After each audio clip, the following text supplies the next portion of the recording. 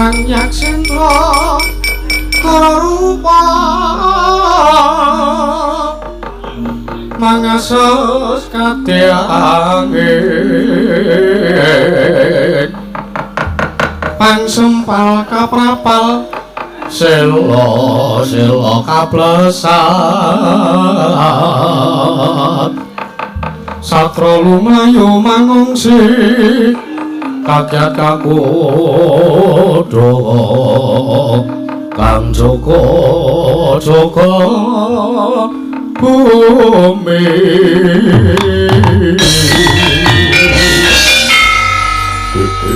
latala Om Trityan Kala Rudra Maspati Raja Dewaku Togok lan bilung wetawe ana ing alun-alun negara giling wesi kene Togok aja kaget kowe tak awe ana ing kene mergo aku entuk mandat saka Ratu Gusti Kuya kuwi sinuwun Prabu Kala Pracana Togok nggih parang paduka Gusti Patih Sekipu amiji dumateng wiswanipun ingkang abdi pun Togok kula cumadung dawuh Gusti Patih nggih kula cumadung dawuh Gusti Patih wonten mangandika ing menapa saking ngasa dalem sinuwun Prabu Kala Pracana ing samangke wonten dawuh menapa kemarin kula nyendikani menapa ing dados pangandikanipun sinuwun Prabu Kala Pracana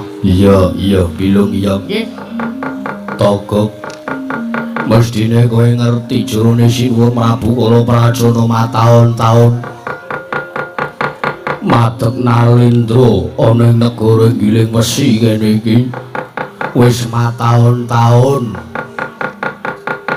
dadi Nalindra kekurungan bondo donya separapat jagat darbing Prabu Kala Pracana kabeh uga sinuwun Prabu Kala Pracana murungga kedunungan kasektene luwih Togok bebasan pinatah mendadi nala menter dirumba bengkong sinuduk putung nanging sepono sepene Ratu Gustimu ya Ratu Gusti awake dhewe sinuwun Prabu Kala Pracana nggone dadi Nalindra iki drungana prameswari utawa wanita ingkang jejeri marang kalenggane Prabu Kala Pracana Togok mulanane aku ngawe kelawan kowe kabeh iki merga ing mau aku godhiawe sowan ana ngersane sinuwun Prabu Kala Pracana ingkang wigati panjenengane kepengin mengku sawijining prameswari ya wanita ingkang keduka bakal didadekake prameswari ingkang jejeri kalenggane ning negara giling wesi mul kang saka kuwi waktu dina iki gerek lambet berungkat kimbul gajah gelar singa barong dituju papane wanita ingkang keduka bakal didhaup bakal dipundhut garwa dening sinuwun Prabu Kala Pracana Togok nuwun sewu sinuwun utawi Gusti Patih Sekipu panjenengan maring dawuh menawi sinuwun Prabu Kala Pracana menika badhe mengku garwa sejining wanita lan nuwun sewu wanita ingkang badhe dipun mengku dening sinuwun Prabu Kala Pracana menika sinten lho mengke riyen kok kekek panjenengan maring dawuh ngendika kados ngoten niku dereng ngertos wanita sinten ingkang badhe dipun mengku kula aturi maring dawuh nek entuk dawuh saka sinuwun Prabu Kala Pracana Togok wonten dawuh bilung wonten dawuh iki mau sinuwun Prabu Kala Pracana ngendika yen to ingkang kepengin diwengku garwa utawa bakal dipundhut garwa dadi prameswari iki mau ora liya mung Betari Supraba saka Kayuwangan mula kang saka kuwi tutna tut wuntat lakuku lan lampahe tindake sinuwun Prabu Kala Pracana aja ngasi mengko kentehan wektu aja ngasi mengko aja nganti wadya bolos saka negara giling wesi aja nganti ingkang cicil ing sak mengko mboyong Betari Supraba bakal diwengku garwa dening sinuwun Prabu Kala Pracana Togok kagat risang kabeh nguri nangkul kinempet-kempet dosang retnaning bawana tukang walang ati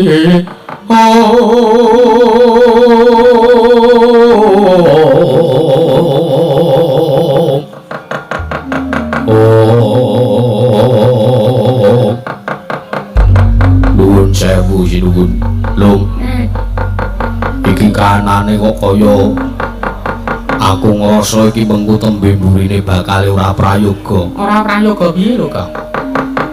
Mengke riyen lho. Saderenge bidal kula tak matur kalih sampeyan. Ngendikane Sinuwun Prabu kala Pracana badhe mengku garwa dening sawijining widodari. Niku mboten satrepipun jalan wonten ing alam jagat raya menika. Sedaya menika sampun dipun mesthekaken, sedaya menika pun diwenehi porsine dewi-dewi. Siji pesti, loro jodoh, telu tibaning wahyu menika. Darbahipun Gusti ngakakarya jagat menika wadi menungsa menika mboten dipun keparengaken nglangkungi dhumateng kodrating Gusti. Lah bab jodoh menungsa niku jodhone ya kalih menungsa, nek kewan jodhone ya karo kewan. Nek buta ya karo raseksi, nek raseksa ya karo buta wedok, nek dewa ya karo widodari. Kamangka kula nuwun sewu, mboten kateges kula menika ngina, mboten kateges kula menika ngremehaken. Sinuwun Prabu kala Pracana menika estu digdaya, sugih nggih sugih. Ning nuwun sewu, piyambak panjenenganipun menika wujudipun buta, wujudipun raseksa.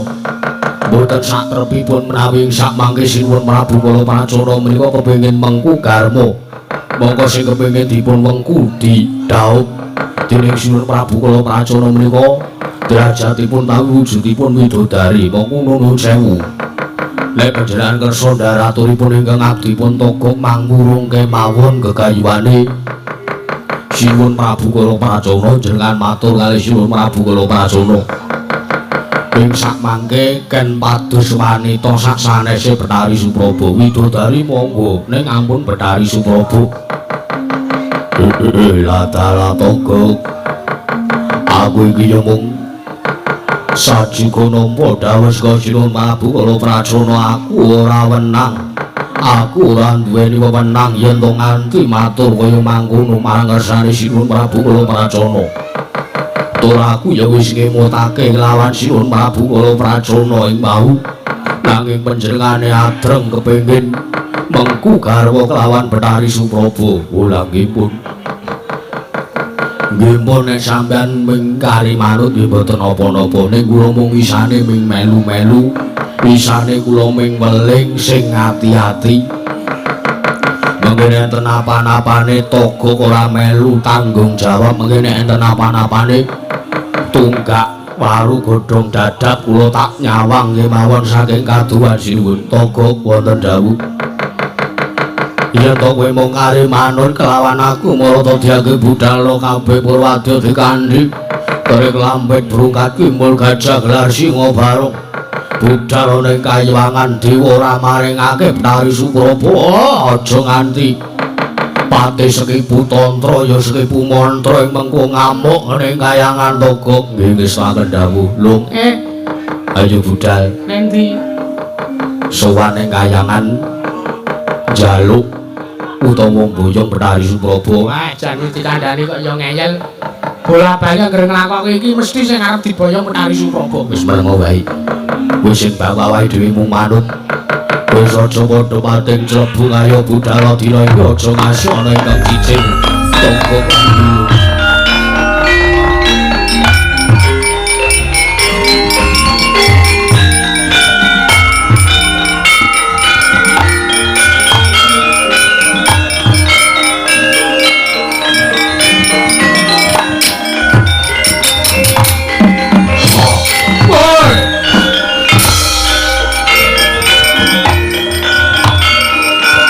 Dewi-dewi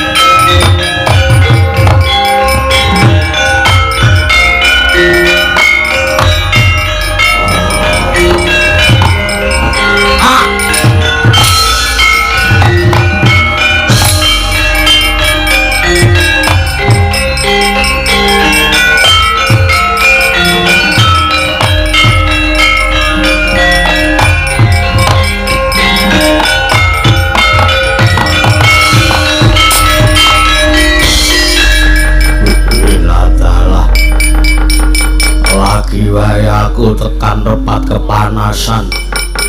Ora pangling iki dewa iki sapa ya iki kaya ngene iki. Lah tak sawang saka klambine kok ijo lah sapa iki? Mas Turu mesti damsaring bawono langgeng. Boya pangling iki patih Seribu mantra ya patih Seribu tanta. Lah dalah teko kowe ngerti nglawan aku lah. Keparat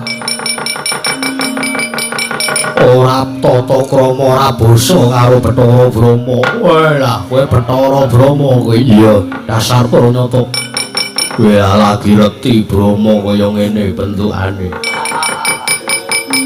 Nek biasane iki ra kaya ngene. Apa iki cara kene ngono apa kepiye? Lah keparat. Patis ki pungirit wadyabala segelar sepapan arep tumuju menyang endi? Turta jeneng kita Buya Basa nglawan para dewa tata krama. Ning atase iki ana ngerpat kepanasan papaning kebak mewalat. Kebak mewalur teka titah pujangkara munggah ning kayangan sagelme dewi. Lah kowe dudu perkara mayo sing baku dewa menehke apa ora ya Betari Supraba bakal diwengku garwa dening Ratu Gustiku Prabu Kalaprajana ing samengko yen to ngasi dewa ora manaja lakon dosa tak gulung kayangan Suralaya Jaja muntap lir kentak duka yayasine bi netra kocang kondaranti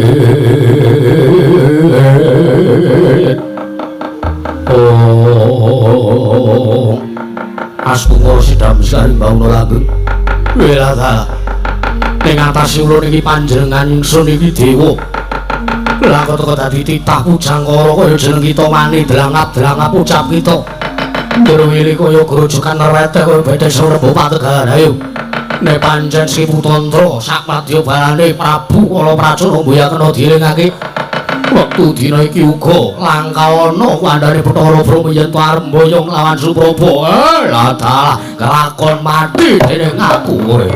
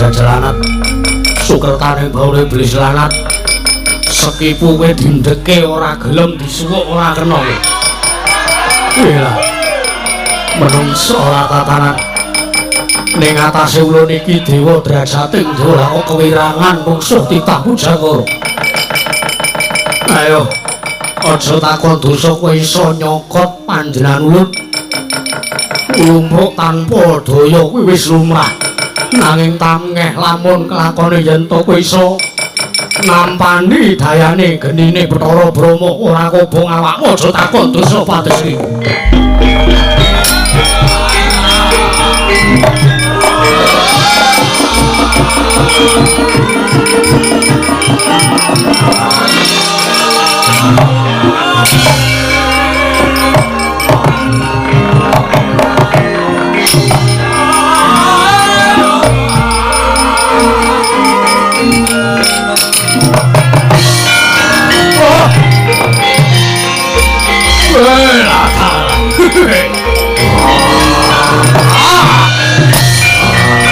ora pandi ayo maju ora belen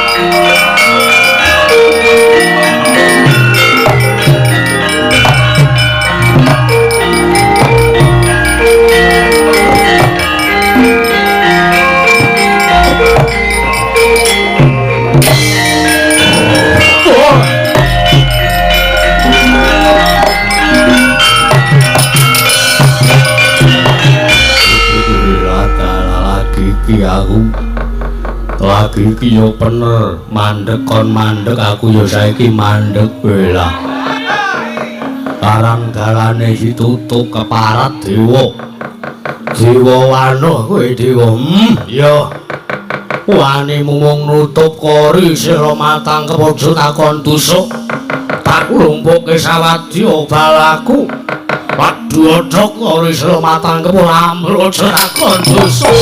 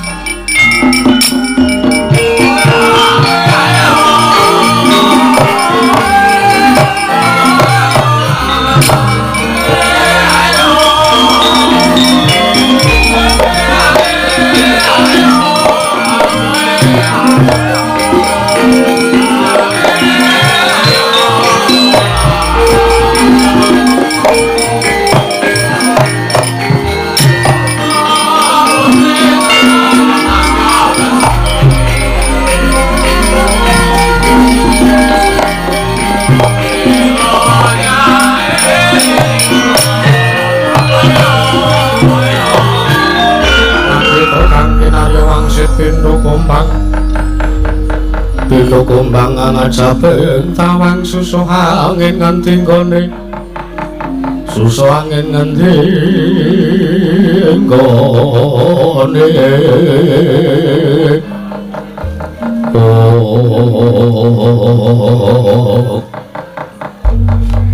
bergengsang lalu dayang pak pong bu bolong kali sedih sama sing gawe lah Bathara Brahma kita mundur kuyu-kuyu kaya manggono. Ih. Wong pungkulun ngaturaken ketiwasan bilih tinemunipun Patis Ibu Mantra mboten saged dipundhakaken kamurkanipun. Wah, ya mokal wae wong jeneng Patis patih weng-wengan ya pancen wis kodrate Gusti kudu kaya mangkono. I, lajeng pangipun Paduka pulun narada kados pundi? Ha iki ngene Brama. Sapungkuring jeneng kita ning Pasewakan utawa Repat Agung ning Balimarti Kundamanik iki mau. Ingkang rembug ya kuwi babagan gara-gara ingkang tumandhaning Kaliwangan kuwi ora liya sepisan. Ya kuwi gegayuhane Prabu Kalapracana ingkang ngluwihi marang kabisane. Ya kuwi kepengin mengku garwa utawa kepengin boyong lawan Betari Supraba. Ingkang angka loro. Gara-gara ning Kahyangan Suralaya iki disababake merga saka tangise Dewi Arimbi. Ya bojone Werkudara merga tetuka utawa anake Werkudara utawa anake Arimbi wis lair ning alam Padang iki ana ing alam Jagatraya iki. Nanging tekan wektu dina iki Pusre si Jabang Tutuka durung bisa dipugut mongko wis ngancik yuswa sakwarsa utawa setahun bocah kuwi. Wareng Paduka. Lama iki mau panjenengan ulun diparingi wujuding pusaka. Saka ngersane wong atuwa kita ya kuwi Adi Pramesti Bathara Guru wujuding pusaka. Aran Kyai Kuntawijaya Danu. Wektu dina iki panjenengan bakal ngaturake wujuding pusaka iki ana ngersaning Permadi ya adine Werkudara. Lah mulung saka kuwi wis disidhem luwih dhisik kahanan ning Kahyangan Suralaya iki. Metu alun-alun pepungkuran panjenengan ulun bakal budal goleki kelawan Permadi. Rikat lampahing rata tanbantara prateng argaram kang tumingal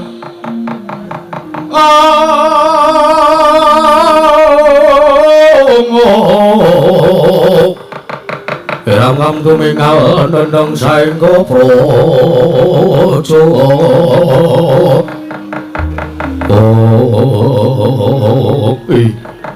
wis pakendhawuh Wenging dados dawuh Paduka pukulun badhe kula suwaken dawuhipun. Ayo sing baku kori sira matangkep ditutup rapet-rapet ya nggih.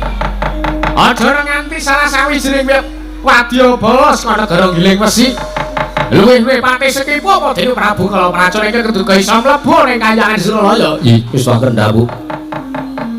Nek ngaten iki mboten sida jejer. Ora sah, ora sah. Wis yaene kesuwen ning jejer barang. Panjenengan ulun wis nampa dawuh saka Iwang Adi Pramesti Bathara Guru. Oh inggih Wang Adi pukulun. Iya Yamadipati ya. Yen mangkono Brahma, Indra, Yamadipati lan kabeh wae para Jawata iki mapan ing Kahyangan. Jaganan ya ngger kulup. Kahyangan Suralaya jaganing kanane aja ngasi mengko. Dadi rusak merga saka apa kalih pati sekipu apa dene Prabu Kalapracana. Pukulun dhewe Iya, lu jaluk pamit.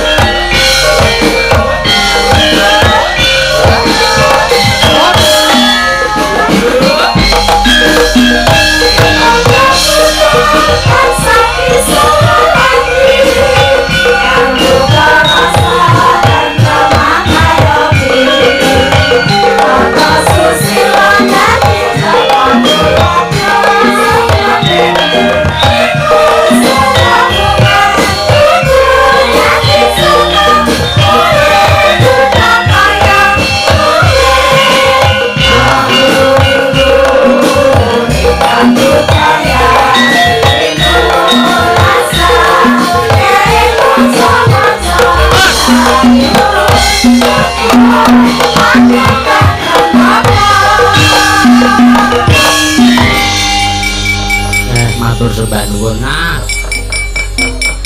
Saurunge ya ngaturke kula nuwun dhisik reng. Iya, Tru. Iya. Bengi iki sowanane laladan gelung gari Wonosari. Iya. Sowanana ngersane penjane Bapak Dukuh gelung reng. Iya. Penjane Bapak Gandung Swasana. Iya. Ngaturke panuwun. Bengi iki awake dhewe metune kok sore iki meneng gareng. Ayo wis to iki Beda acarane. Oh ngono. iya.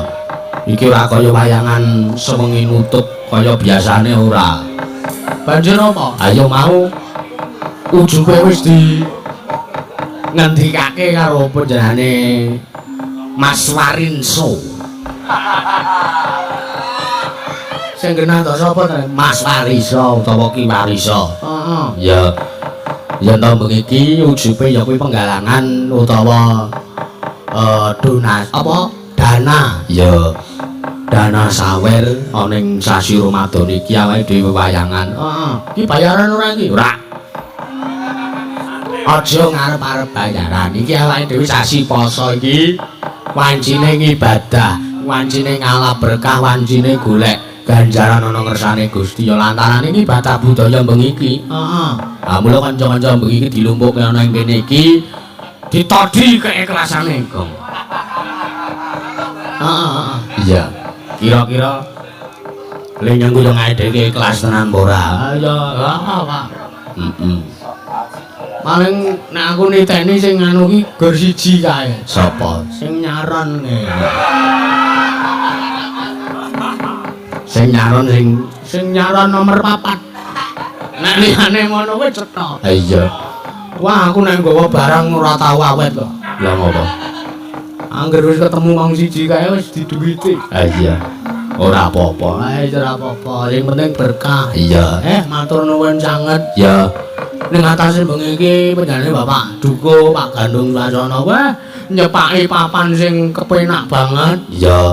Nyepaki papan sing semene jembare, semene gedene ya reng ya. Ha iya pancen bener. Heeh, weh ngaturke panuwun. Ya.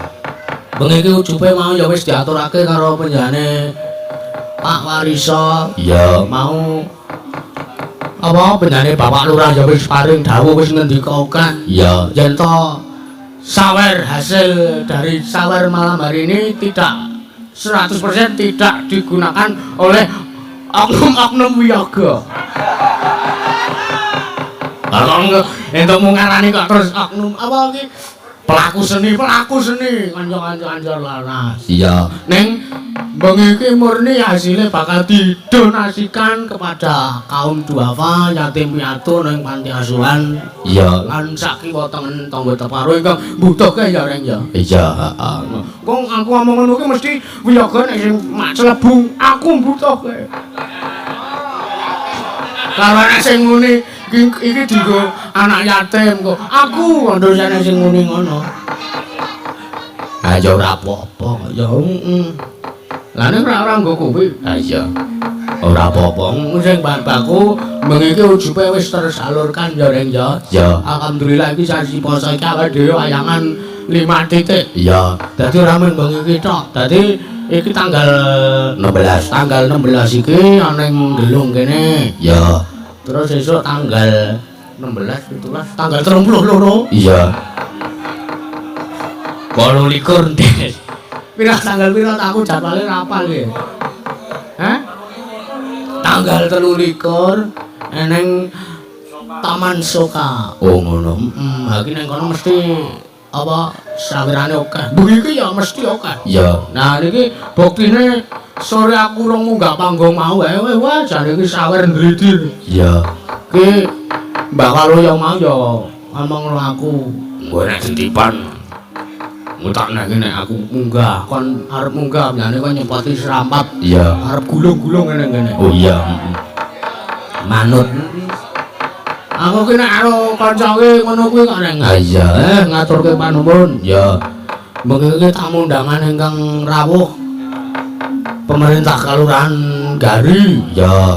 Bapak Lurah Gari sak perangkat desanipun alhamdulillah dalu niki rawuh. Ya. Nganggo kalih pun Bapak DPR Provinsi saking Partai Nasdem pun Bapak Suharno SE. Oh iya. Engko diaturi jumeneng. Heeh, ki dono weweh nek poso ngono. Tak belakake sisan kok. Ah iya ora apa-apa. Kudu akeh. Heeh.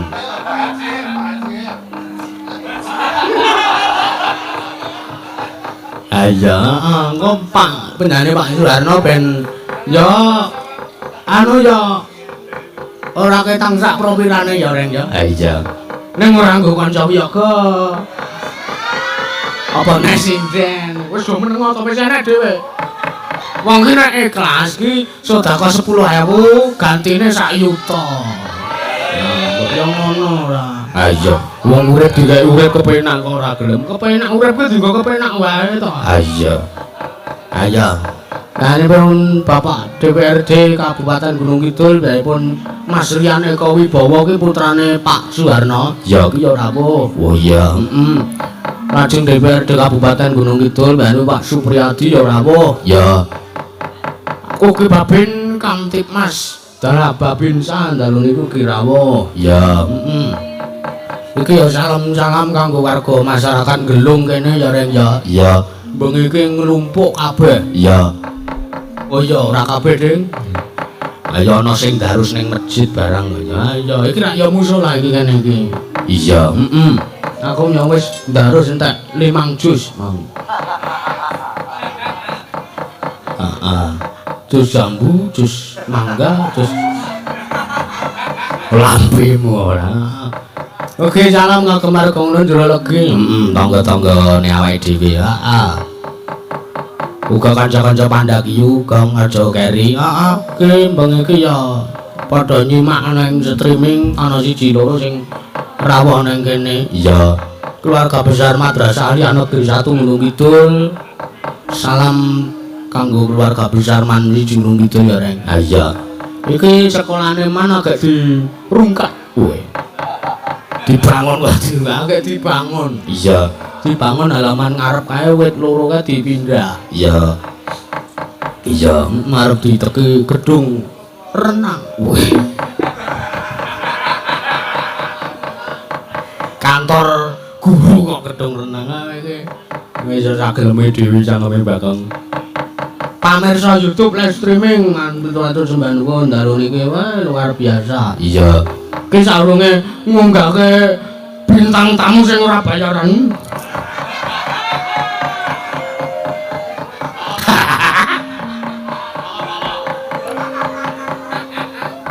Ah iya. Ngaturke panuwun kanggo pemerintah Kelurahan Desa Anggari, matur nuwun sanget. Ya. Sing wis kepareng-paring idi palinah dalu punika. Iya. Ngaturke panuwun ingkang kagungan dalem pun Bapak Dukung Gelung Mak Gandung matur nuwun sanget. Iya.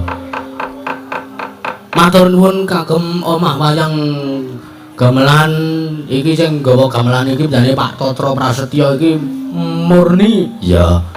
slendro tok. Iya. Gane. Heeh. Ora sewengi kok nggo slendro pelok. Iya. Heeh. Ngaturke panuwun uga kanggo sound system Blends Audio. Ya.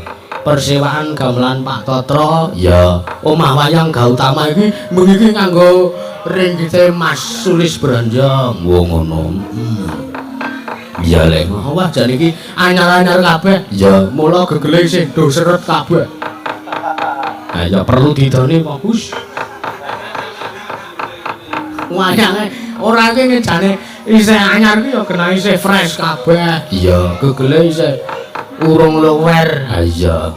Matur nuwun. Persewaan tenda dari Bapak Puji Susilo Jatirejo. Ya.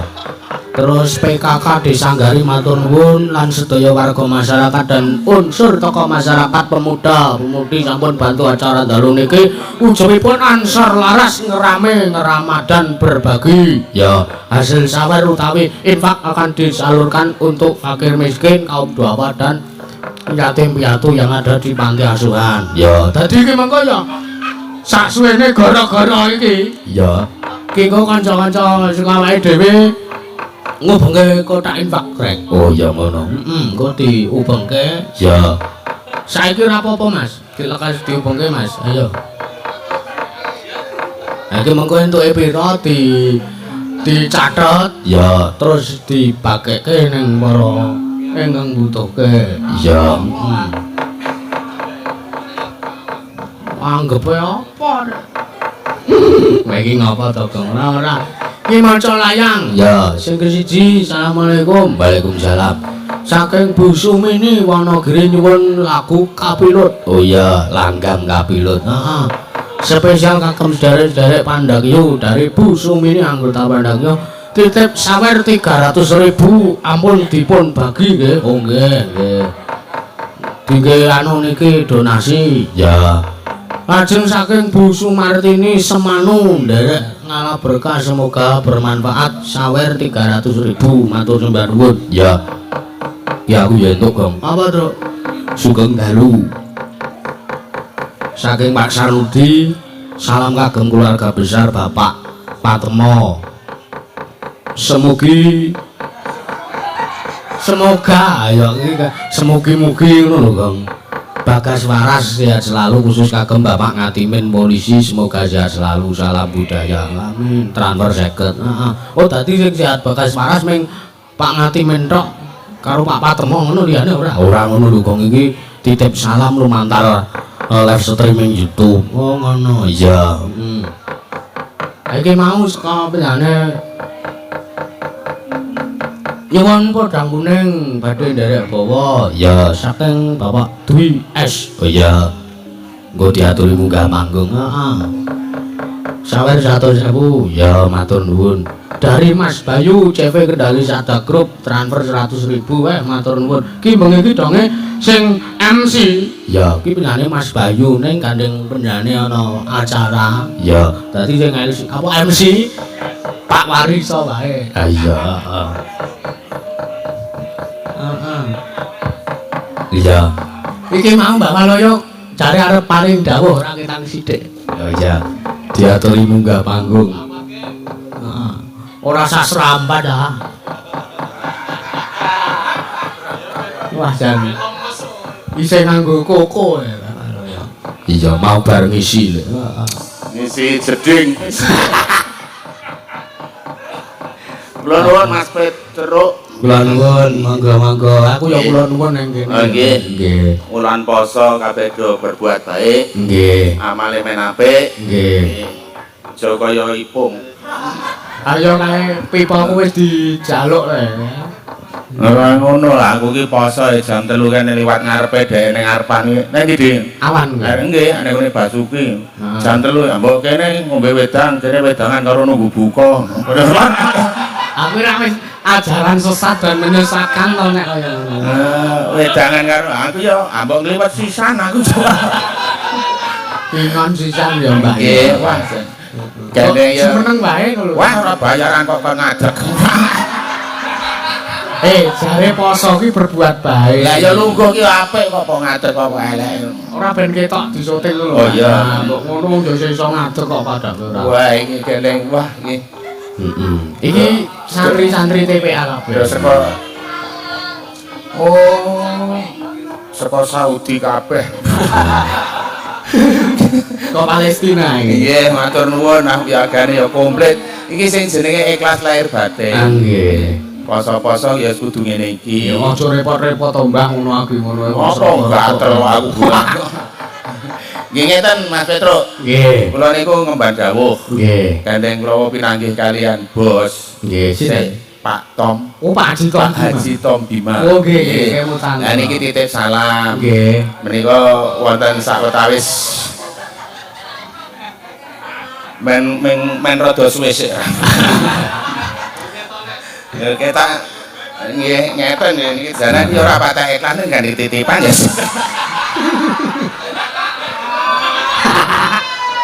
Niki titipan. Heeh. Tulung niki namung Nggih. Gansal yuta ning gandeng udan kayak kudanan nuling glundung siji. Hadi 500. Hadi 500.000 nggih. Mboten niki tulung Mbak. Nah niku. Niku sumbangan utawi dana saking sahabat Septa kalian Sinta putra putri saking Bapak Haji Tom Bima Yogyakarta. Oh nggih matur sembah. Nggih niki sak kanca-kancane ngaturke panuwun awit titipanipun peparingipun diaturaken Pak Jito Bima mugi-mugi lancar rezeki ora rokane malah kebak sehat bagas waras matur sembah nuwun. Biasane ya ngono kuwi nek diparingi nggih. Ayo pantes. Nggih niku pantes ngoten niku nggih. Aja kula niku wah ning ngarep Ming Slimen niku Pak Duko le nyediani jan jos tenan. Nggih kok ya. Kula mlebu tari pisan. Mbek wedok Pak De. Yo legi ora lampu. Ora ngrasake. Ayo sing bahasa Indonesia manis apa enggak? Aku ya enggak manis enggak apa-apa yang penting setia. Aku ya ono. Ora nek kaya jenengan iki manis apa ora. Nggih. Wah, den sindene ya saya mlinir-mlinir. Heeh. Mien. Wah, iki ya do poso kabeh nek awan. Wah, ana wae sing ora poso aku ngerti ya. Iki wong wedok semene iki Sebenarnya sepiro? ora maksude wong wedok semene mbane iki. Heeh. Nek sing iso poso sasi nutuk ampuh. Sampai le omong rada nyokit. Piye? Kok semene mbakne ngawur banget. Semene oke ngono lho. Oh iya, Semene mbakne. Ayo wis intine ngono kuwi kok ora. Yes, matur nuwun jenenge Bapak DPR Provinsi, Pak DPR Gunung Kidul, Iya. dan Pak Duko, Pak Lurah, Pak Carik. Wes pokoke Bapak Ibu kabeh do ikhlas dalu menika mirsani kalian paring donga pamuji ya medine nek ana kotak mubeng kok ya ora ditoke wae. Nggih, bener. Ya kudu dileboni marang ora nyatus cacahe 5. Nyatus ya paling ora ki ya pira ya. Nggih sasae lah sing penting ikhlas. Nggih, ya iki Ikhlas sing penting peparing ora peparing sing penting ikhlas. nggih padha wae. Ya iki jane ya nek dipikir iki ora kok nganu lho, Mbah. Apa iki? Iki ngelung we poso ngunduh nanggap wayangan. Ah iya. Lah sing Tegalrejo kok ora nanggap wayangan. Ah, niku rencana nggih pun ajeng nggih. Pak Harno lho. Pak Harno niku kula pun rasan-rasan wong nggih. Heeh. Nggih. Rasan-rasan apa? Nggih aja nanggap wayang. Sinten? Nang Rembuh. Oh, kok rasan-rasan kok. Ayo ora yo dodonge yo pantese wong Pak Duko. Wah, lah rasan-rasan iki ya wis pantes kok. Sakarmu. Lah nggih. Wah, jane tenan poso-poso aku yo melu dodol.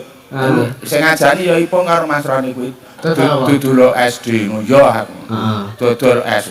Lah kok ngono aku ki yo laris ning dagang aku entek ning ngandengku kan ana sing laris ning ora entek malah imbuh. Lah dodol apa kuwi? WC umum. Wong ora mlebu metu kuwi ora nggawa mulih ki.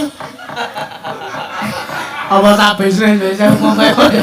Lari sepol kok ora kelong aku. Ya iki layang masuk meleh. Masuk oh. Ngaturke sugeng rawuh kagem panjenenganipun Pak Rohmat kalian Pak Haji Saidi. Oh, Pak Haji Saidi. Gamping. Gamping nggih. Juragane solar. Juragan solar nggih. Kok solar? Lho, sampean Radeng, anu Radong. Piye? Nggih, ngoten mawon. Tak kira nek arep apa. Ora. Nah iki yo salam saking Gunung Pati Mas Ahmad matur nuwun. Gunung Pati ki ndi yo? Wah, sedaran kondang kok Gunung Pati ora ngerti. Aku ngetes jenengan iki lho. Lah aku ora ngerti kok tok tes. Semarang. Nggih. Aku lek ngerti ya diomongi ngisor kuwi. Nggih, matur nuwun. Wah, iki jane arep Ming Slimen ki tenan kok.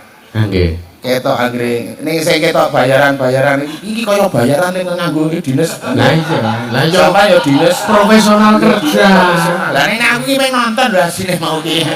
Kok dititipi kan munggah ngene iki mulane ya aku kepaksa mulih njupuk iki lho aku. Heeh. Ya beda-beda to. Nek nganggo blangkon, nganggo sojan apa besap apa jare iki paling ora ya lurus tengah. Lah nek ngene iki. Ngene iki kena mangan-mangan ngono lho sampeyan. Nek titipan. Nek titipan ini ora tak tekake ya rugi sampeyan. Oh dititipi ki amanah ya abot ning Jawa tanggung jawab. Jenengan kan nek dandan Jawa karo nek ora dandan Jawa kuwi beda. Aku dandan Cina apa tahu po? Ora. Maksude nek ngene iki karo nek nganggo anu kejawen ngono. Preman ngono ke preman. Ora jan kaya putul. Aku ki tatoan. Kaya putul. Pisan meneh muni yo. Kaya putul. Pisan meneh. Gak. Urung marem aku nek ra pisan neh ngono wisane. teko-teko tukoke malbor aku ki deloken. Ora gumon aku ya. Tak kira gumon kowe ora ta. Ngopo lho kowe ngono ya. Sing nukoke sapa? Pak Duko. Pak Duko ngerti nek rokok kuwi malbor. Aku ora ditukoke ya. Lah ora lah. Rokokmu apa to? Black. Lah kur kamono ya isen Pak Duko tuku wae. Ora yo karo. Pak Duko ki nek nukoke ki sing sembodo malbor. Kuwi loro. Lho ora gumon. Loro ki mergo tak senteri kalau layangan. Nggih Mas Petro, nggih ayo. Nggih. Kuwi Petro iki kemulan apa iki? Sorban kemulan apa? Oh, tak. Iki poso ya sing syar'i. Oh iya. Sapi. Aja kaya kancaku lho. Ngapa? Poso ki nyebut wah aku kuat sesasi poso. Oh, untung nek awan iki dibantu Supermi. Nek ora. Aja wae ra poso ya, Mbak. Poso kok dibantu Supermi nek. Nggih. Pun gak dadi gunake niki, wah sindene ana sing gedhe ana sing cilik. Lho bintang tamu sampean iki. Hah? Bintang tamu. Mas, ora omong iki saurunge ngunggahke bintang tamu ora bayaran iki maca layang sik. lah ya kek maca. Nah. Saking Pak Haji Saidi Fajar Group iki nyuwun sesideman kalih caping gunung Jula-juli Mbah Waluya lho iki ana sing ngersake jenengan. Aku kangen karo Jula-juli. Pengumuman Piye? bahwa hari ini kan ini wayangan hanya untuk Trimen. Jadi tidak termasuk ada anggaran untuk Jula-juli.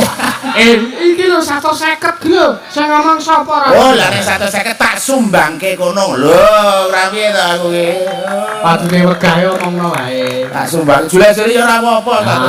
Ya ngono dadak Telung larik wong 50 kok selarik iki saiki.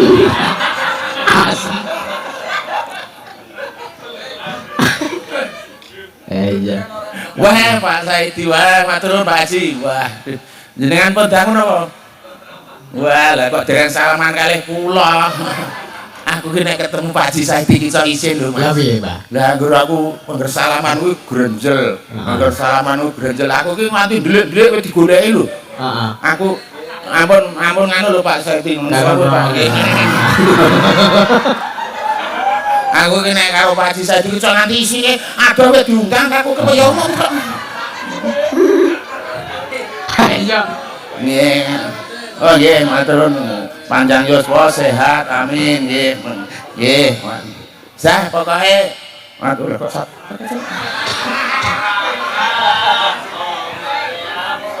Kecer niku. Namun setunggal iki to, Pak? Oh.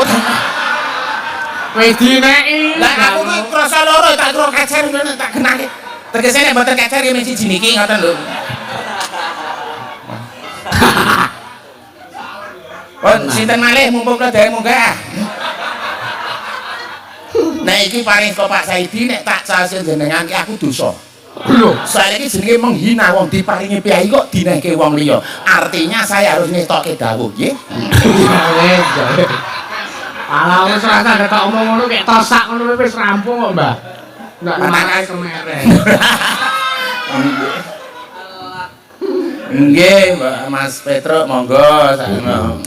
Pak Haji Saidi matur sembah nuwun. Nggih. Pokoke dongake kuasa terus sing kuasa sesuk sing males. Amin. Pokoke ora lokak malah saya ketbak ngoten nggih ya. Umum ngoten niku ndongake nggih. Iya, iki minangkani pamundutan, Bapak. Nggih, monggo. Iki mau teng dhisik dhewe iki ana ngersake kapilut. Kapilut ki yen dulu marang siramu. Nah, iya ngono kae.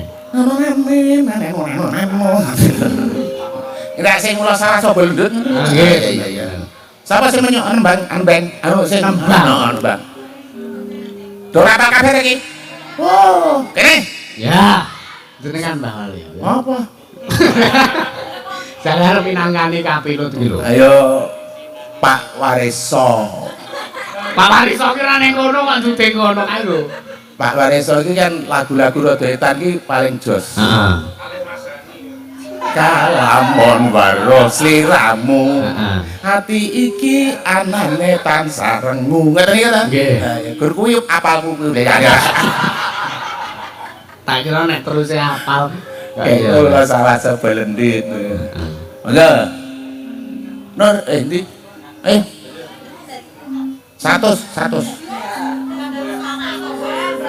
50. Dis. Ipung apa lurah? Kipol iso. Oh, Mas Kimpul iso. Nek sing ora iso ya diganti Mas Petro. Heeh. Sing luwih Iya. Iki minangkani liyane sik bae. nggih, karo ngeling-eling. Iya. Iki mau napa danggune? Iki nek ngersake lagu pelok iso kok iki ya. Oh, nggih, soalnya ten kebet, anu keyboard.